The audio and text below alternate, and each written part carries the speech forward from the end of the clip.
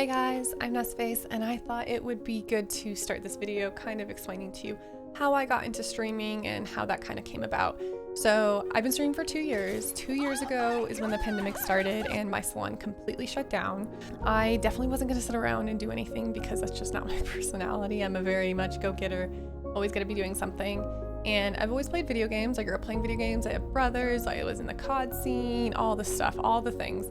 And so I decided it was a good time to start streaming. I always wanted to try it, and a passion inside of me just kind of like went on fire. It was kind of crazy because I had never been passionate about something like that, especially driven about some kind of a type of job like content creating or streaming, I would say. So I wouldn't say like becoming a content creator was easy, but when you're passionate about something, it is easier.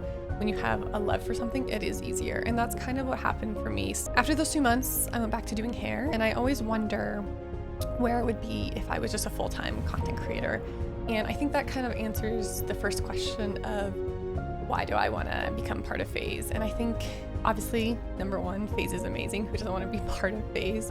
But number two, it would allow me to have an org and a support system where I could quit my day job and not need to necessarily worry about the month-to-month income. I do make a good amount streaming and content creating already, but I definitely want to be in a really comfortable place before I 100% put all of my time into content creating and streaming.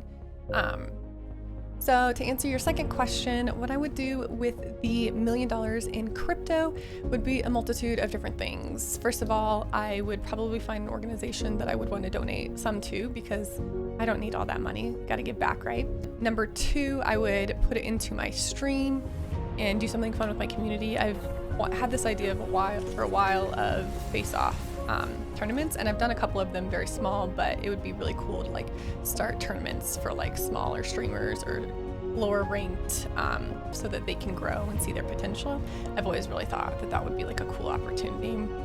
I don't know, I do a lot of cosplaying, so I think that that would also add to the quality of my cosplays. I feel like I could do better quality cosplays if I had $1 million in crypto.